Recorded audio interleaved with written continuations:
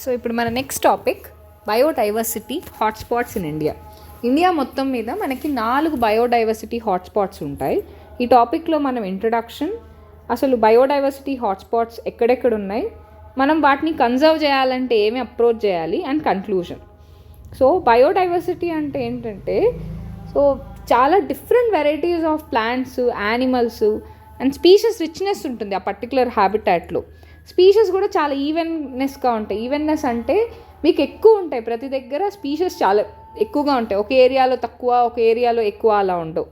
So అదే major components of biodiversity అనమాట. India మొత్తం మీద ఇండియా వచ్చి రిచ్ బయోడైవర్సిటీకి వన్ ఆఫ్ ద థింగ్. 24.46% మనకి ఫారెస్ట్లు, ట్రీసే ఉన్నాయి. సో నార్మన్ మేయర్ అనే అతను బయోడైవర్సిటీ హాట్స్పాట్స్ అనే టర్మ్ని కాయిన్ చేశారు. సో టోటల్గా వరల్డ్ మొత్తం మీద 25 బయోలాజికల్లీ రిచ్ ఏరియాస్ ఉన్నాయి. సో అట్లీస్ట్ ఇప్పటి వరకు మనం వాటి 70%ని మనం loss అయ్యామన్నమాట.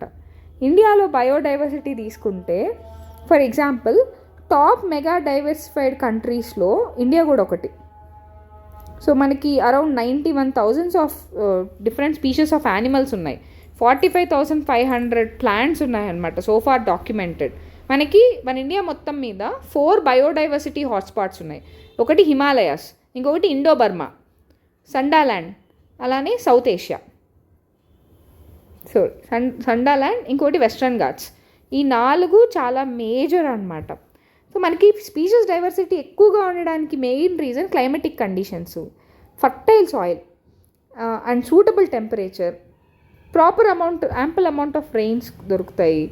So different plants growth మనకి మెయిన్గా tropical, subtropical forest, dense savanna grasslands ఇవన్నీ ఎక్కువ ఉంటాయి కాబట్టి సాయిల్ చాలా ఫర్టైల్ ఉంటుంది కాబట్టి వెజిటేషన్ ఎక్కువ ఉంటుంది. ప్లాంట్స్ ఎక్కువ ఉంటే ఆబ్వియస్లీ యానిమల్స్ ఎక్కువ ఉంటాయి.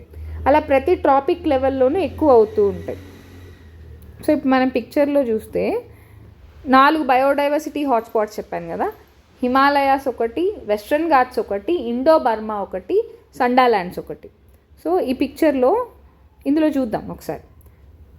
సో హిమాలయాస్ అంటే జమ్మూ కాశ్మీర్, హిమాచల్ ప్రదేశ్, ఉత్తరాఖండ్, అరుణాచల్ ప్రదేశ్, మేఘాలయ. సో వీటన్నిటిలో ఇవి బయోడైవర్సిటీ హాట్స్పాట్స్ అన్నమాట. దీంట్లో చాలా రకాల స్నో లెపర్డ్స్ ఉంటాయి, ఏషియన్ ఎలిఫెంట్స్ ఉంటాయి, 1 horn rhinoceros, red panda, swamp deer, water buffaloes, Indian hornbill, black necked crane. ఇవన్నీ ఎండమిక్ స్పీషీస్ అన్నమాట.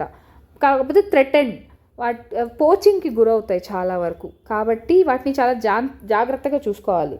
సో ప్రైమరీ థ్రెట్ వచ్చి యాంథ్రపోజెనిక్ యాక్షన్స్, అంటే హ్యూమన్స్ చేసే యాక్షన్స్, డిఫారెస్ట్రేషన్ చేయడం, ఓవర్ గ్రేజింగ్, ఎక్కువగా మొక్కలు పండించడం, ఇవన్నీ సెకండరీ కాజెస్. ఇండో బర్మా అయితే మనకి నార్థర్న్ ఈస్టర్న్ రీజియన్లో ఉంటుందన్నమాట. సో ఈ ఏరియా యాక్చువల్లీ వెజిటేషన్కి లెఫ్ట్ చేసేసాము. మెయిన్గా ఇక్కడ తగ్గిపోవడానికి కారణం ఏంటంటే అగ్రికల్చరల్ యాక్టివిటీస్ ఎక్కువ ఉంటాయి, కమర్షియల్ ప్లాంటేషన్స్ అండ్ ఫిషరీస్ అన్నమాట. మ్యాంగ్రూవ్ కవర్ అంతా కూడా చాలా వరకు తగ్గిపోయింది ఇక్కడ మనకి పిగ్మీ లారిస్ అని, Delacour leaf monkey, saola, white eyed river martin, ఇవన్నీ వియట్నమీస్ గెకో. నేను మీకు కమింగ్ వీడియోస్లో పిక్చర్స్తో సహా చూపిస్తాను. సండాల్యాండ్, ఇది అండమాన్ నికోబార్ ఐలాండ్స్ ఉంటాయి కదా, అక్కడ ఉంటుంది ఎక్కువగా. సో ఈ ప్లేస్లో almost half of the mammals and reptiles ఉంటాయి. So unique abode of orchids, tropical plants, high economical value ఉండే ఆయిల్, పామ్, రబ్బర్, ఇవన్నీ ఎక్కువగా దొరుకుతాయి ఇక్కడ. సో కాబట్టి కొంచెం ఇవన్నీ ప్రొటెక్టెడ్ ఏరియాస్ అన్నమాట. Turtles, pangolins, orangutans, tiger, rhinoceros, Bali starling, ఇవన్నీ many more endangered species. Biodiversity hotspots red danger spaces అనమాట, స్పాట్స్ అనమాట ఇవన్నీ. వెస్ట్రన్ ఘాట్స్కి వస్తే సహాయాద్రి రేంజ్ ఇది. సో ఇది గుజరాత్ నుంచి కేరళ వరకు ఎక్స్టెండ్ అవుతుంది Western Ghats. So over 7,000 plant species in Western Ghats ఉంటాయి, which is 5,600 are endemic. Nilgiri tahr, lion tailed macaque, parakeets, laughing thrush birds, ఇవన్నీ మెయిన్గా ఇక్కడ కూడా కమర్షియల్ ప్లాంటేషన్, డిఫారెస్ట్రేషన్ వల్ల తగ్గిపోతున్నాయి. బయోడైవర్సిటీ హాట్స్పాట్స్ తీసుకుంటే ఈ ఆరెంజ్ కలర్లో కనిపిస్తుంది హిమాలయాస్, బ్లూ కలర్లో కనిపిస్తుంది ఇండో బర్మా, అండ్ ఈ రెడ్ కలరు సండాల్యాండ్ ఇది, ఈ green colour western Ghats, Gujarat నుంచి మనకి కేరళ వరకు ఎక్స్టెండ్ అయింది ఇది. సో ఈ 4 మేజర్ బయోడైవర్సిటీ హాట్స్పాట్స్ అనమాట. మనం కన్జర్వ్ చేయాలంటే మెయిన్గా సో ఇక్కడ వచ్చి మెయిన్గా all varieties of food, timber, life stock, microbes, agricultural animals, వీటిని తగ్గించాలి, షుడ్ బి లిమిటెడ్, వీటిని పెంచడం తగ్గించాలి ఇక్కడ.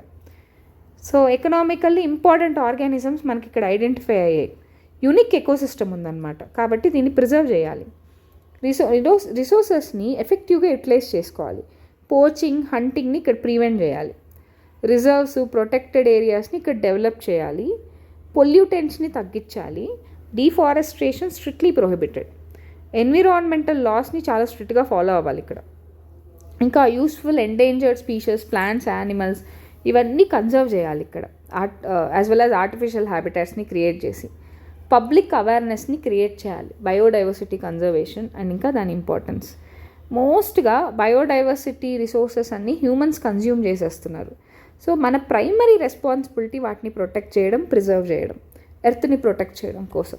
రిచ్నెస్ ఆఫ్ స్పీషీస్ అనేది ఈకోసిస్టమ్కి చాలా ఇంపార్టెంట్, ఎందుకంటే సస్టైనబుల్ గ్రోత్ ఆఫ్ లైఫ్ ఉండాలంటే ఎర్త్ మీద, right? That's what this is all about hotspots, biodiversity hotspots. 4 biodiversity hotspots: Himalayas, Sundaland, Indo-Burma, Western Ghats.